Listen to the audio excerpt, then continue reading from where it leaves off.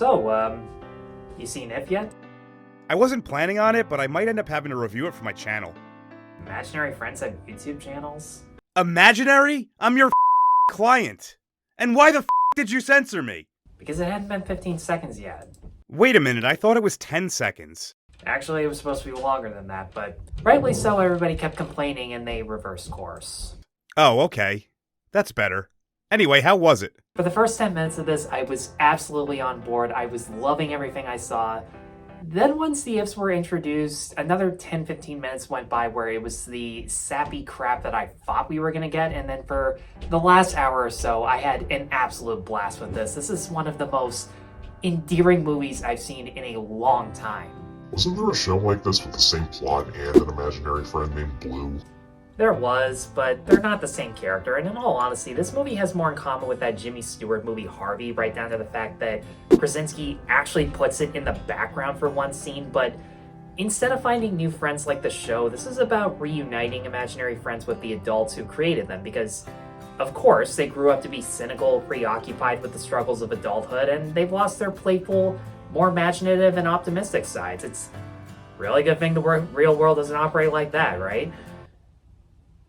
I needed this movie so bad. Isn't this just John Krasinski trying to make an Amblin film? Right down to hiring Spielberg's cinematographer. Oh, really? That's actually pretty cool. It is pretty cool. Is Krasinski a whimsical director in this, or is he just fucking sappy? Is there a difference? Of course there is. Whimsy's when the magical moments are earned. Sappy shit, well, anybody can do. Just look at the intro of Deadpool 2. Very uninspired choice there, but in all honesty, there's a bit of both. Like Amblin? Yes, like Amblin, but you know what? Like Amblin, it's more whimsical than sappy. There are corny lines of dialogue or entire speeches about how life isn't as fun as we imagined when we were kids, or the idea that even when you grow up and things get tough, the memories always stick with you. We've heard it a million times, there's nothing new, but I was never annoyed or frustrated by it because the things they had to say were true, and most of the actors were so good that they can make preachy lines sound so natural, and like any Spielberg movie, the best whimsical moments are told mainly without dialogue. There are so many moments like an amusement park run by ifs, or this one lady dancing to a song like she used to as a kid while her if reenacts along, were just absolutely magical to watch. The cinematography knows when to just let the actors and the effects do the work, and when to add camera tricks like shooting characters from behind to make their emotions more impactful, or that shining light effect Spielberg usually does that makes certain shots feel more majestic. Ooh, how's the Michael Giacchino score? Michael Giacchino's score started off rough because it's one of those movies where almost every scene had sappy music to it, even when it didn't match, but in the second half it gave you every emotion the scene needed you to feel. Are the effects any good in this?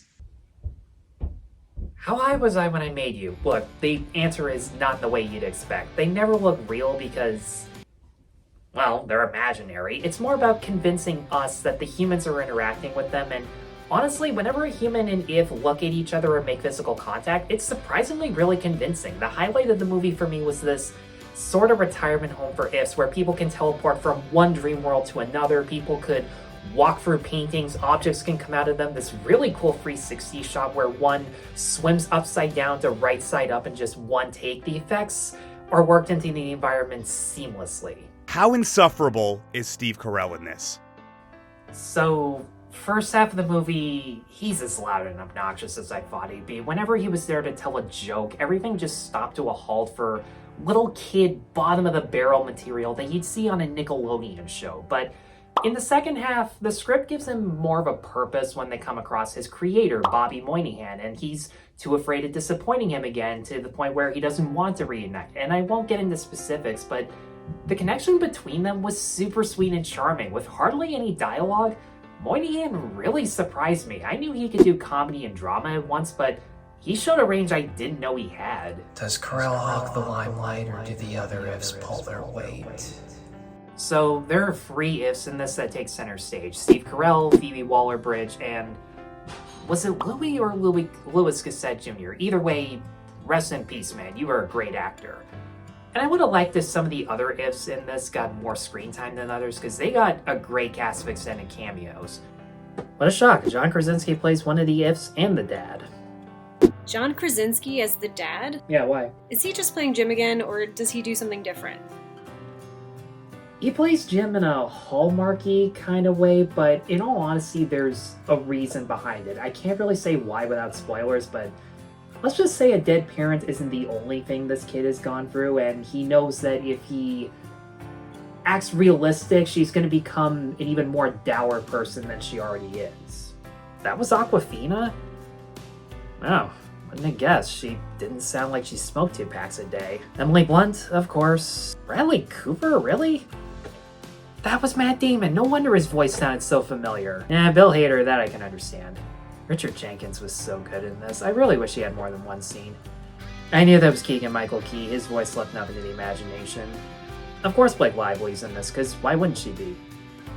That was Maniscalco? That makes sense. Kind of ironic that Chris Maloney is an imaginary friend in this, and he was in a show called Happy about imaginary friends. Happy was actually a good show. Check it out if you haven't already. Matthew Reese, he's such an underrated actor. Why you give him just that? Sam Rockwell had a couple really good lines. I love the design and the backstory of his. You got a voice for a character that didn't even talk... Okay, I'm not even spoiling that one. But honestly, the main 3 are typical stock characters. Carrell's the naive innocent, Phoebe Waller-Bridge is the confidant who gives exposition on herself and others, and Gossett's the wise sage. But because everybody in this has such good chemistry, it's hard to be mad. Waller-Bridge was really good at making exposition sound normal, and her character had a twist I saw coming right from her intro. There's a line of dialogue that you can't miss, but the actual payoff was something I didn't expect, and it really blew me away. How's the girl with the dead parent? Oh, believe me, she's got a lot more on her plate than that, but in all seriousness, Cailey Fleming did a great job, and again, does a lot of the heavy lifting because her character's nothing complex, but is super easy to identify with. She's not bratty about her grief, but of course is turned off by optimistic people out of fear that something bad will happen again, and naturally, the more she tries to reconnect with ifs, the more she comes to terms with her past and the future she's afraid of. Her big monologue near the end, where she's crying, there are real tears and saliva coming out of her. I started tearing up. That was the most emotional scene in the movie, and it was all because of her. She was that good, and honestly, I can relate to how a hobby can help you find peace with recently losing a loved one. It really kept me going, and other than the times when I still think about him, it's nice to know that I got something to help me keep going.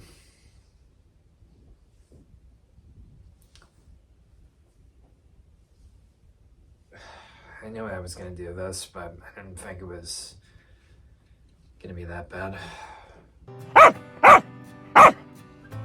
Yeah, he does, and for a while that was my biggest issue, because it takes a really long time before you ever learn anything about him. He spends most of the movie being rom-com first act Ryan Reynolds, who's cynical about everything without any real hint as to why, but again, by the ending of the movie, once his character is clearly defined, his rapport with Fleming was super endearing in a way that Reynolds hasn't been in a long, long time. Not only does that never happen, there's really no contrived third act twist. The plot of this movie really is just Cailey Fleming trying to reunite ifs while she deals with past and present trauma. I'm blown away by how many people found this complicated, because everything felt so simple that it was actually refreshing, except for the actual rules of how ifs operate. There are some things like how they can actually move objects, open doors, or bump into people. They're basically invisible beings, and yet nobody ever seems to notice when they do any of that. And I'm not sure if that really counts as imaginary and it's more real magic. I think there needed to be a little more clarity with the world building, and I would have liked if some side characters stood out more than others from the human side of things. Albert Kim from Minari is in this, and he does absolutely nothing. Fiona Shaw from Harry Potter is the grandma that can't cook, and for a while, that's her main defining attribute. There's a twist surrounding her that was actually really beautiful, but again, it took a while to get there, and every other line of dialogue she had was so contrived. But aside from that, I loved If. It's what a family blockbuster should be. Nothing complex, but more about audiences putting themselves in the characters' shoes rather than you learning about the characters. Not everybody's gonna like that, and I can understand why, but sometimes we need movies like this. Lord knows I did. And with that, guys, thanks as always for watching. Let me know in the comments below what you thought of it, and special thank you to all the contributors from this video. Check out their channels in the description below. Be sure to check me out on Patreon, Buy Me a Coffee. Be sure to like and subscribe, and I'll see you all in the next video. Take care.